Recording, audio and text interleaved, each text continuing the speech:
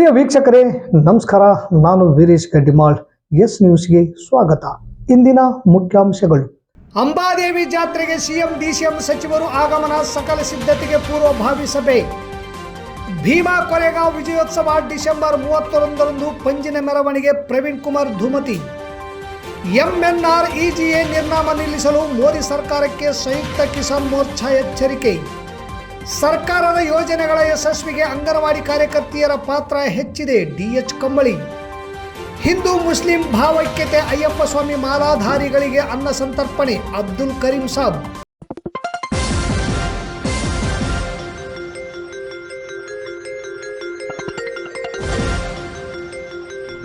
S news, ಇದು ನಿಮ್ಮ ಧ್ವನಿ.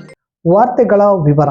ತಾಲೂಕಿನ ಸಿದ್ದಪರ್ವತ ಬಗಳಮುಖಿ ಅಂಬಾಮಠದ ಅಂಬಾದೇವಿ ಜಾತ್ರೆ ಜನವರಿ 2ರಿಂದ ಪ್ರಾರಂಭವಾಗಲಿದ್ದು, ಬಹಳ ವಿಶೇಷವಾಗಿ ಜನವರಿ 3ರಂದು ನಡೆಯುವ ರಥೋತ್ಸವ ಹಾಗೂ ವಿವಿಧ ಕಾಮಗಾರಿಗಳ ಶಂಕುಸ್ಥಾಪನೆಗಾಗಿ ರಾಜ್ಯದ ಮುಖ್ಯಮಂತ್ರಿ ಸಿದ್ದರಾಮಯ್ಯ, ಉಪಮುಖ್ಯಮಂತ್ರಿ DK ಶಿವಕುಮಾರ್ ಸೇರಿದಂತೆ ಸಚಿವರು, ಶಾಸಕರು ಈ ಭವ್ಯವಾದ ಕಾರ್ಯಕ್ರಮಕ್ಕೆ ಆಗಮಿಸಿ ಚಾಲನೆ ನೀಡಲಿದ್ದಾರೆ ಎಂದು ಶಾಸಕ ಹಂಪನಗೌಡ ಬಾದರ್ಲಿ ಹೇಳಿದರು.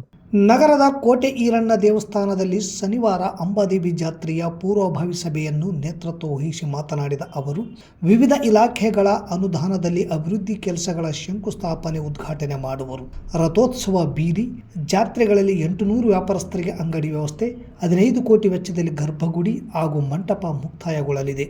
ಜನವರಿ 2ರಿಂದ 6ರವರೆಗೆ 5 ದಿನಗಳ ಕಾಲ ರಾಜ್ಯದ ಖ್ಯಾತ ಕಲಾವಿದರಿಂದ ಸಾಂಸ್ಕೃತಿಕ ಕಾರ್ಯಕ್ರಮಗಳು ಹಾಗೂ ಸ್ಥಳೀಯ ಶಾಲಾ ಕಾಲೇಜು ಮಕ್ಕಳಿಂದ ಕಾರ್ಯಕ್ರಮಗಳು ಜರುಗಲಿವೆ. ಅಂಬಾದೇವಿ ಜಾತ್ರೆಯ ನಿಮಿತ್ತ ಶಾಲಾ ಕಾಲೇಜು ವಿದ್ಯಾರ್ಥಿಗಳಿಗಾಗಿ 15 ಉಚಿತ ಬಸ್ ವ್ಯವಸ್ಥೆಯನ್ನು ಮಾಡಲಾಗಿದೆ. ಇದರ ಸದುಪಯೋಗ ಪಡಿಸಿಕೊಳ್ಳಬೇಕು. 4-5 ರಾಜ್ಯಗಳಿಂದ 5-6 ಲಕ್ಷ ಭಕ್ತರು ಅಂಬಾದೇವಿ ಜಾತ್ರೆಗೆ ಆಗಮಿಸುವ ನಿರೀಕ್ಷೆ ಇದೆ. ಕಾರಣ ತುಂಬಾ ಅಚ್ಚುಕಟ್ಟಾಗಿ ಅದ್ದೂರಿಯಾಗಿ ಜರುಗುವಂತೆ ನೋಡಿಕೊಳ್ಳುವ ಜವಾಬ್ದಾರಿ ಅಧಿಕಾರಿಗಳು ಮತ್ತು ನಮ್ಮೆಲ್ಲರ ಮೇಲಿದೆ ಎಂದರು. ಈ ವೇಳೆ ನಗರಾಭಿವೃದ್ಧಿ ಪ್ರಾಧಿಕಾರ ಅಧ್ಯಕ್ಷರಾದ ಬಾಬುಗೌಡ ಬಾದರ್ಲಿ, ಸದಸ್ಯರಾದ ಕಾಜಿ ಮಲ್ಲಿಕ್, ವೈ ನರೇಂದ್ರನಾಥ್, ಜಿಲ್ಲಾ ಪಂಚಾಯಿತಿ ಮಾಜಿ ಸದಸ್ಯ ಬಸವರಾಜ್ ಹಿರೇಗೌಡರ್, ವೈ ಅನಿಲ್ ಕುಮಾರ್, ಕಾಂಗ್ರೆಸ್ ಮುಖಂಡರಾದ ತಿಮ್ಮಪ್ಪ ನಾಯಕ್, ಮರಿಯಪ್ಪ, ಪಕ್ಷದ ಮುಖಂಡರು ಸೇರಿದಂತೆ ನೂರಾರು ಕಾರ್ಯಕರ್ತರು ಪೂರ್ವಭಾವಿ ಸಭೆಯಲ್ಲಿ ಭಾಗವಹಿಸಿದ್ದರು. 2.5 ವರ್ಷ ಅವಧಿಯಲ್ಲಿ ಒಂದೇ ಒಂದು ಕೆಲಸ, 1636 ಕೋಟಿಗೆ ಒಂದು ಕೆಲಸ. ಸಿಂಧನೂರಿನಿಂದ ರಾಯಚೂರು ರಸ್ತೆ ಹಾಳಾಗಿ ಹೋಗಿತ್ತು. ಬೋರ್ ಟ್ರ್ಯಾಕ್ ಮಾಡಿ ನ್ಯಾಷನಲ್ ಹೈವೇ, ಕೇಂದ್ರ ಸರ್ಕಾರ ನ್ಯಾಷನಲ್ ಹೈವೇ ರಾಷ್ಟ್ರೀಯ ಹೆದ್ದಾರಿ ಯಾವ ರೀತಿ ಮಾಡಿರ್ತಾರ ಅದೇ ರೀತಿ ರಾಜ್ಯ ಹೆದ್ದಾರಿಯನ್ನು ಮಾಡಿರ್ತಕ್ಕಂಥ ಕೀರ್ತಿ ರಾಯಚೂರು ಜಿಲ್ಲೆ ಸಿಂಧನೂರು ತಾಲೂಕಿಗೆ ಸಲ್ಲಿಸಿದೆ. ಸಿದ್ದರಾಮಯ್ಯನವರಿಗೆ ಮತ್ತು ಲೋಕೋಪಯೋಗಿ ಸಚಿವರಿಗೆ ಸಲ್ಲಿಸಿದ ಆ ಕೀರ್ತಿ.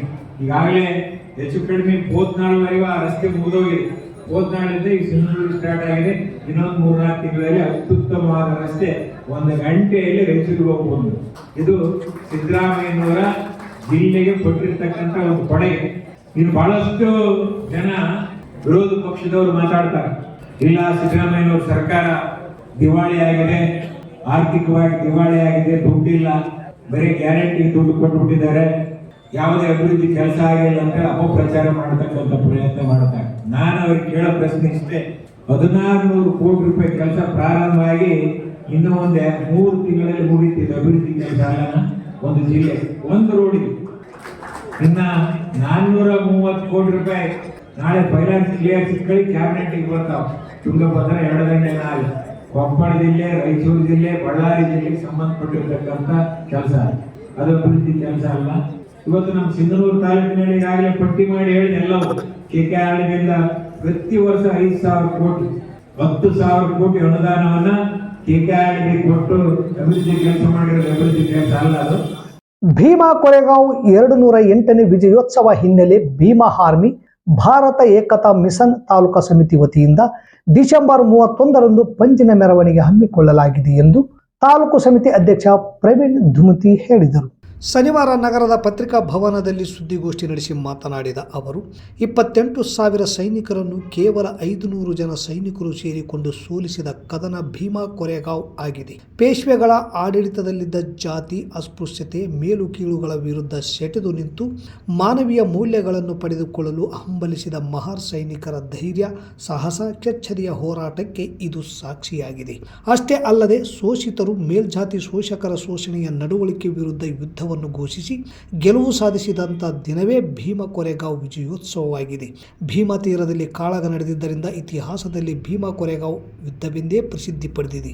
ನಗರದ ಎಪಿಎಂಸಿಯಿಂದ ತಾಲೂಕು ಪಂಚಾಯಿತಿ ಆವರಣದಲ್ಲಿರುವ ಅಂಬೇಡ್ಕರ್ ಪುತ್ಥಳಿಯವರೆಗೆ ಭೀಮ್ ಆರ್ಮಿ ಕಾರ್ಯಕರ್ತರು ಸೇರಿದಂತೆ ಮುಖಂಡರಿಂದ ಪಂಜಿನ ಮೆರವಣಿಗೆ ನಡೆಯಲಿದೆ. ನಂತರ ಮಹಾತ್ಮ ಗಾಂಧಿ ವೃತ್ತದಲ್ಲಿ ಕ್ಯಾಲೆಂಡರ್ ಬಿಡುಗಡೆ ಮಾಡಲಾಗುವುದು. ಈ ವಿಜಯೋತ್ಸವದಲ್ಲಿ ವಿದ್ಯಾರ್ಥಿ ಯುವಜನರು, ವಿವಿಧ ಜನಪರ ಸಂಘಟನೆಗಳ ಮುಖಂಡರು, ದಲಿತ ಸಂಘಟನೆಗಳ ಮುಖಂಡರು ಭಾಗವಹಿಸಲು ಪ್ರವೀಣ್ ಕುಮಾರ್ ಧುಮತಿ ಮನವಿ ಮಾಡಿದರು. ಈ ಸುದ್ದಿಗೋಷ್ಠಿಯಲ್ಲಿ ಉಮೇಶ್ ಸುಕಲ್ಪೇಟೆ, ಪರಶುರಾಮ್, ಬೀರಪ್ಪ, ಪ್ರದೀಪ, ವೀರಭದ್ರಯ್ಯ ಇದ್ದರು. ಅವ್ರನ್ನ ನೀವು ಅಸ್ಪೃಶ್ಯರು, ನಿಮ್ಮನ್ನ ಈ ಸೇನೆಗೆ ಸೇರಿಸಿಕೊಳ್ಳಲು ಅರ್ಹರಲ್ಲ ಅಂತೇಳಿ ಅಲ್ಲಿಂದ ಜಾತಿ ಅಥವಾ ಇನ್ನೊಂದು ಕಾರಣದಿಂದ, ಅಸ್ಪೃಶ್ಯ ಎಂಬ ಕಾರಣದಿಂದ ಅಲ್ಲಿಂದ ಕಳಿಸ್ತಾರೆ. ಅಲ್ಲಿರ್ತಕ್ಕಂಥ ಮಹಾರ್ ಸೈನಿಕರು ಸಿದ್ದನಾಥ್ ಮತ್ತು ನಾಗನಾಥ್ ಎನ್ನುವಂತಹ ಇಬ್ಬರು ತಂಡದ ನಾಯಕರ ನೇತೃತ್ವದಲ್ಲಿ ಎಲ್ಲ ಕಡೆ ಬಂದು ಕೇಸಿ ಅವ್ರು ಏನ್ ಮಾಡ್ತಾರೆ ಅಂತಂದ್ರೆ, ತಮ್ಮದೇ ಆಗಿರ್ತಕ್ಕಂಥ ಒಂದು ಸಮುದಾಯ ಅಥವಾ ಇನ್ನಿತರ ಹಿಂದುಳಿದ ವರ್ಗಗಳ ಎಲ್ಲಾ ಜನರನ್ನ ಕೂಡಿಸಿಕೊಂಡು ಕೇಸಿ ತಾವೊಂದು 500-600 ಜನ ಸೇರಿಕೊಂಡು ಕೇಸಿ ಮಹಾರ್ ಸೈನಿಕರೆಲ್ಲ ಸೇರಿಕೊಂಡು ಪೇಶ್ವೆಗಳ ವಿರುದ್ಧನೇ ಯುದ್ಧ ಸಾಕ್ತಾರೆ. ಅದು ಯಾವ ಕಾರಣಕ್ಕಪ್ಪ ಅಂತಂದ್ರೆ ಅಸ್ಪೃಶ್ಯತೆ ವಿರುದ್ಧ ಆಗಿರ್ತದೆ.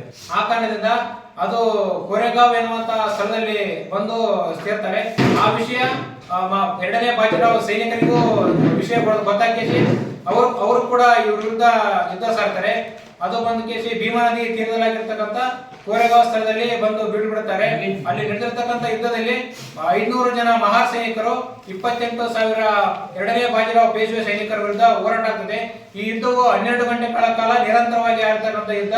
ಇದು ಯಾವುದೇ ಎಣ್ಣೆಗಾಗಿ ಅಥವಾ ಮಣ್ಣಿಗಾಗಿ ಒನ್ನೆಗಾಗಿ ನಡೆಸತಕ್ಕಂಥ ಯುದ್ಧ ಅಲ್ಲ. ಇದು ಒಂದು ಅಸ್ಪೃಶ್ಯತೆಯ ವಿರುದ್ಧ ವಿಜಯ ಅಂತ ಹೇಳ್ಬೋದು.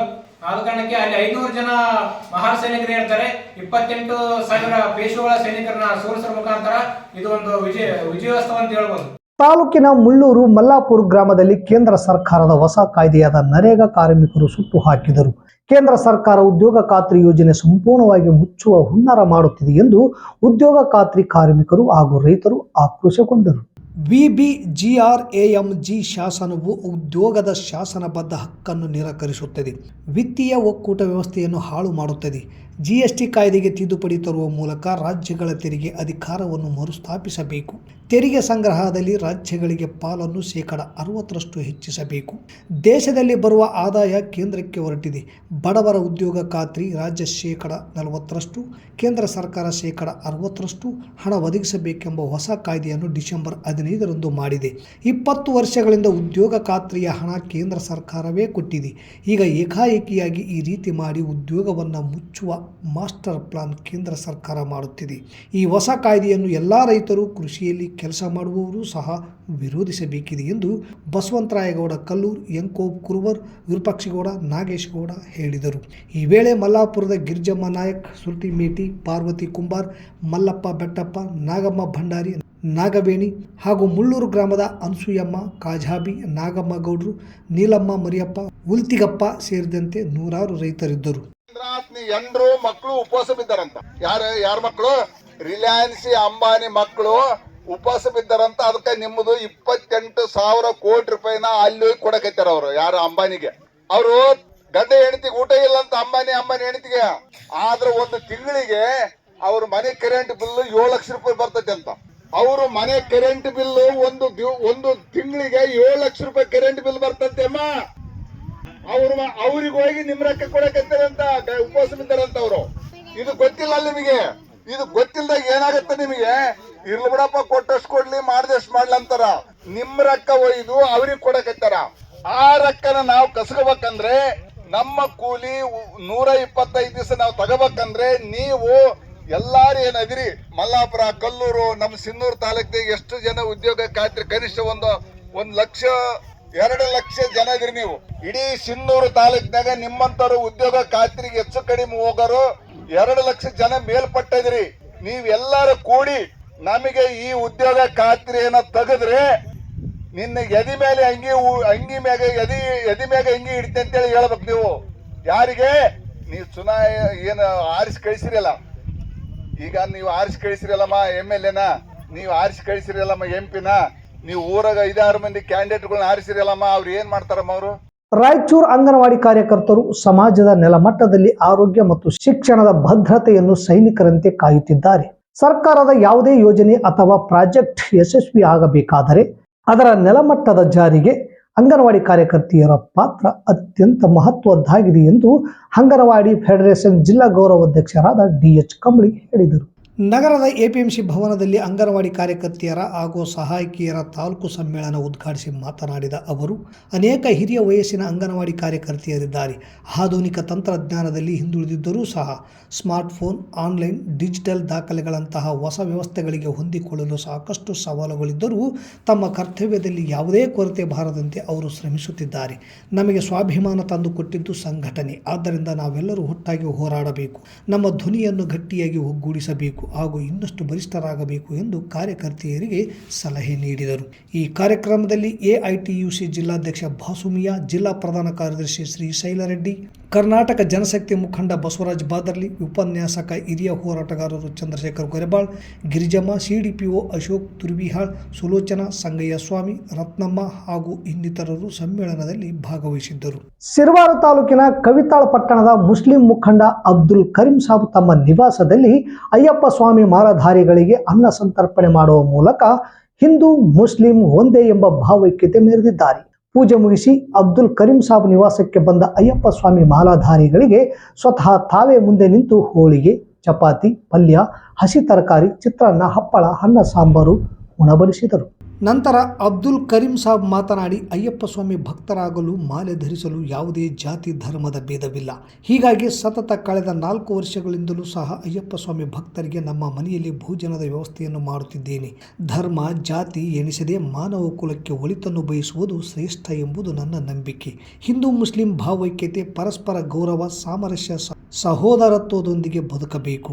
ಧಾರ್ಮಿಕ ಆಚರಣೆಗಳ ಭಿನ್ನತೆಗಳ ನಡುವೆಯೂ ಹಬ್ಬಗಳಲ್ಲಿ ಭಾಗವಹಿಸುವುದು, ಒಟ್ಟಾಗಿ ಹಬ್ಬಗಳನ್ನು ಆಚರಿಸುವುದು, ಪ್ರಾರ್ಥನಾ ಸ್ಥಳಗಳಿಗೆ ಭೇಟಿ ನೀಡಿ ಪರಸ್ಪರ ಒಳಿತಿಗಾಗಿ ಹಾರೈಸುವಂತಹ ಹಲವಾರು ನಿದರ್ಶನಗಳ ಮೂಲಕ ವ್ಯಕ್ತವಾಗುತ್ತದೆ. ಭಾರತ ದೇಶದಲ್ಲಿ ಇದು ಒಂದು ದೊಡ್ಡ ಶಕ್ತಿಯಾಗಿದೆ. ನಾವು ಪ್ರಸಾದ ವ್ಯವಸ್ಥೆ ಮಾಡುವುದು, ಕುಟುಂಬದವರೆಲ್ಲ ಸೇವೆ ಮಾಡುವುದು ನಮ್ಮ ಮನಸ್ಸಿಗೆ ತೃಪ್ತಿ ಕೊಡುತ್ತದೆ ಎಂದು ತಿಳಿಸಿದರು.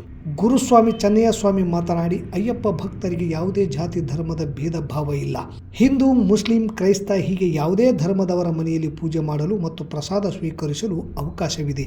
ಭಕ್ತಿಯಿಂದ ಆಹ್ವಾನ ನೀಡಿದರೆ ನಾವು ತಿರಸ್ಕರಿಸುವುದಿಲ್ಲ.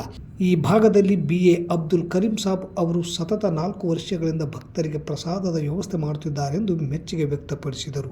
ಈ ವೇಳೆ ಪ್ರಸಾದ ಕಾರ್ಯಕ್ರಮದಲ್ಲಿ ಕವಿತಾಳ ಪೀಠದ ಎಲ್ಲ ಅಯ್ಯಪ್ಪ ಸ್ವಾಮಿ ಮಾಲಾಧಾರಿಗಳು, BA Abdul Karim Sab ಕುಟುಂಬದವರಾದ MA Wahab, Irfan K, Mohammed Kaleem ಸೇರಿದಂತೆ ಇನ್ನಿತರರು ಸೇವೆ ಸಲ್ಲಿಸಿದರು. ಇಲ್ಲಿಗೆ ವಾರ್ತಾ ಪ್ರಸಾರ ಮುಕ್ತಾಯವಾಯಿತು. ನಿರಂತರ ಸುದ್ದಿಗಾಗಿ ವೀಕ್ಷಿಸಿ ಎಸ್ ನ್ಯೂಸ್, ಇದು ನಿಮ್ಮ ಧ್ವನಿ. ನಮಸ್ಕಾರ.